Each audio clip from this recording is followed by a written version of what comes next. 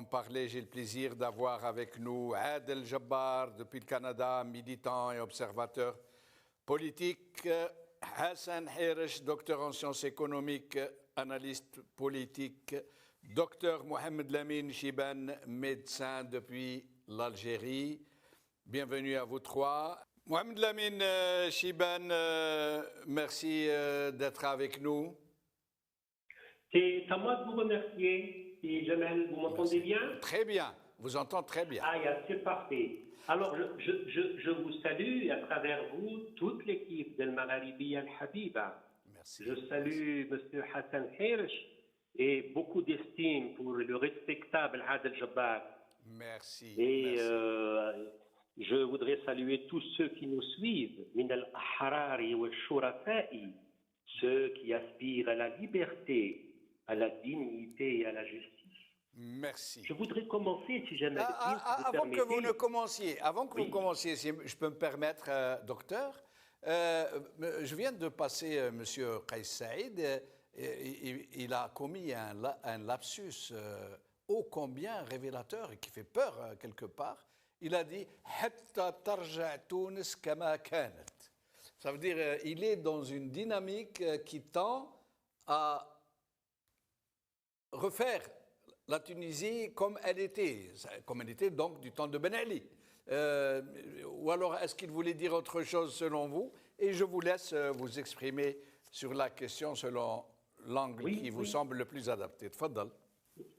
Wallahi, c'est un disciple maintenant de Ben Ali et de Bourguiba. C'est le retour du bourguibisme. C'est le retour du régime autoritaire. Parce que vous savez, alors je voudrais juste avant vous dire une citation de Montesquieu. Il n'y a point de plus cruelle tyrannie que celle que l'on exerce à l'ombre des lois avec les couleurs de la justice. Oui. Lui qui se dit juriste, mais malheureusement, il a bafoué la démocratie. Je voudrais citer le président Monsef El-Marzougi, le docteur Monsef El-Marzougi, que je salue au passage. Alors il dit هيبة الدولة لا تعني ربطة عنق أنيقة, mettre une cravate يعني. وعصا يضرب بها الشعب. هيبة الدولة أن الجميع سواسية أمام القانون. Beaucoup de respect pour Dr Monsef Marzougi. Malheureusement, c'était une révolution, la révolution du jasmin de 2011 à 2013 et 2014. Et puis, ça y est, c'est la chute, c'est le revers de la médaille. Est-ce que vous savez que durant Monsef El-Marzougi, ils ont fait un classement sur 200 pays dans le monde. La Tunisie était classée 21e parmi les pays démocratiques.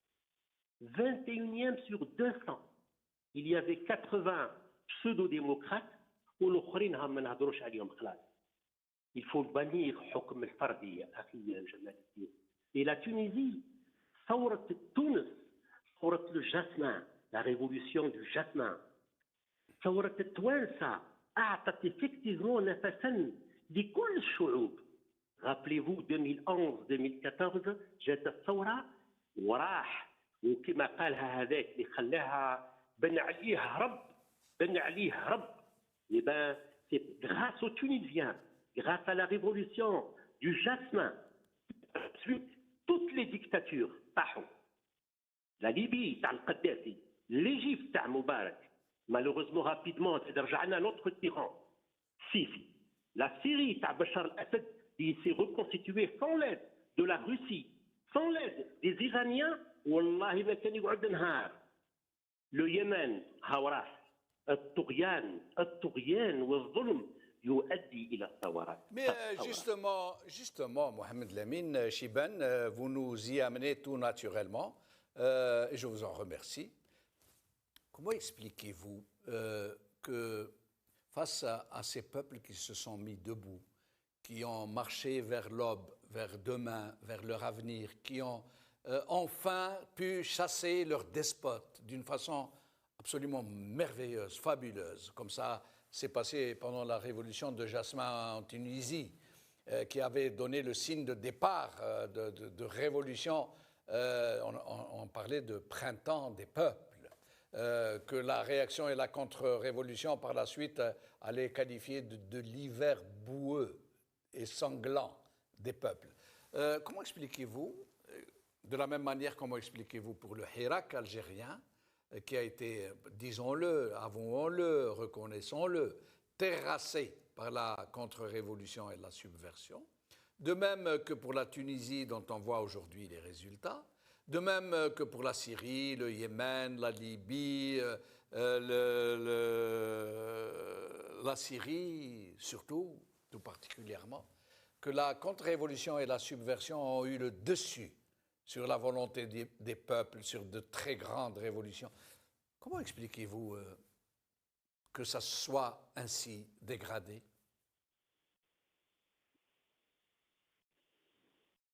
Mohamed Lamine Chibane?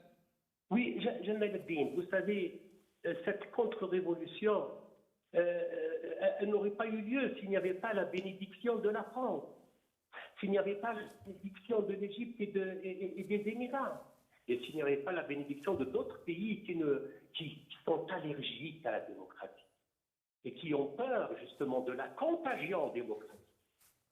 Rappelez-vous lorsqu'il y a eu la révolution en Tunisie. Oui, merci d'avoir rappelé l'Égypte, que j'ai oublié de citer.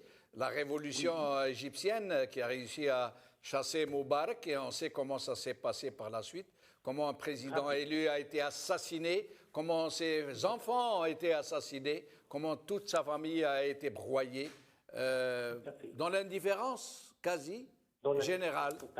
Comment en Égypte, des dizaines de milliers de révolutionnaires ont été broyés, massacrés, mis en prison, et je passe. Avec le silence de l'Occident, oui, en effet. Avec la complicité de l'Occident, et bien sûr d'Israël, du régime sioniste. Ils refusent la démocratie.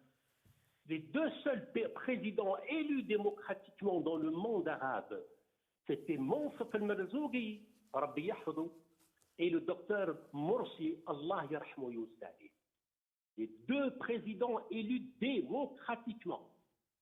En dehors de Tayyip Erdogan en Turquie, mais là, ce n'est pas un pays arabe, c'est un pays musulman. Et l'Indonésie, Malaisie, Singapour, c'est une musulmane qui est à la tête de Singapour. Mais autrement, tous les autres pays, c'est des dictateurs. Et ils craignent la contagion.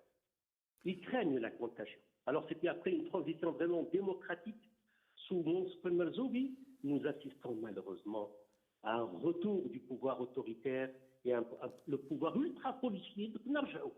Mais sans oublier, mon ami Jamel Eddine, comme le dit Frédéric Douglas, la liberté n'a aucun sens lorsque le droit d'exprimer ses pensées et ses opinions n'existe plus.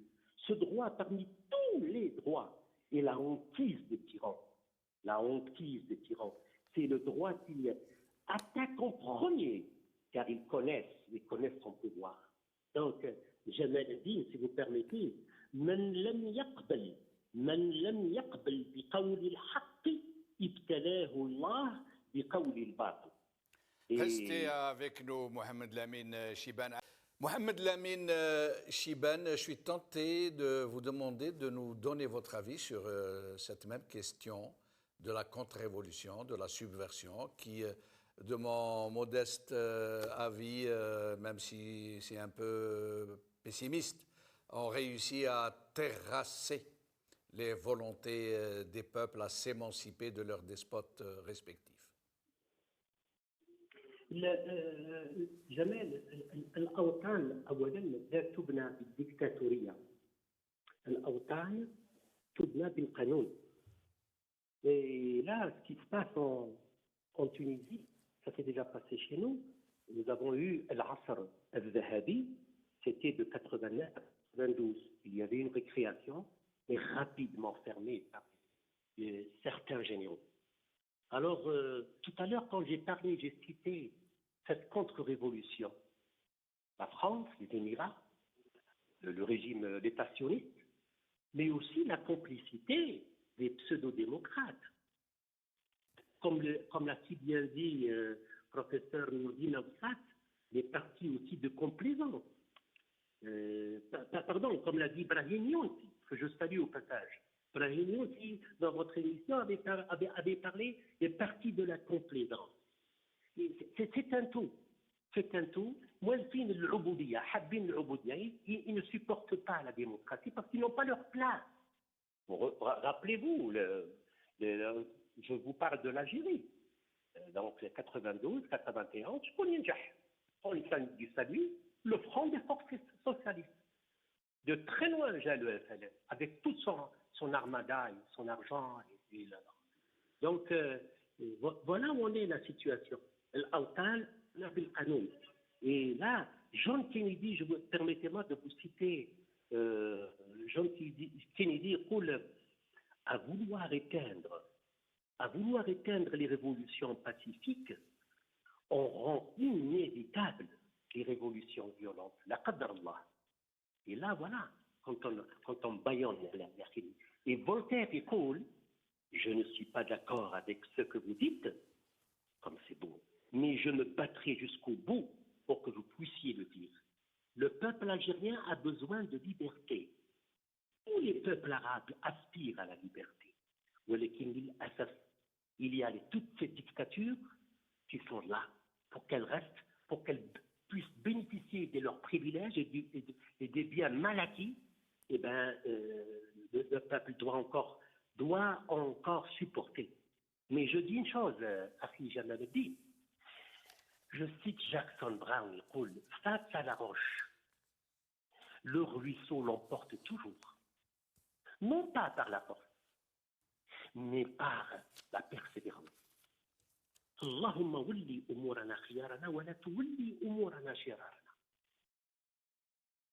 Restez avec nous, Mohamed Lamine Chibane. Mohamed Lamine Chibane, docteur Mohamed Lamine Chibane, vous avez le mot de la fin, très brièvement, s'il vous plaît.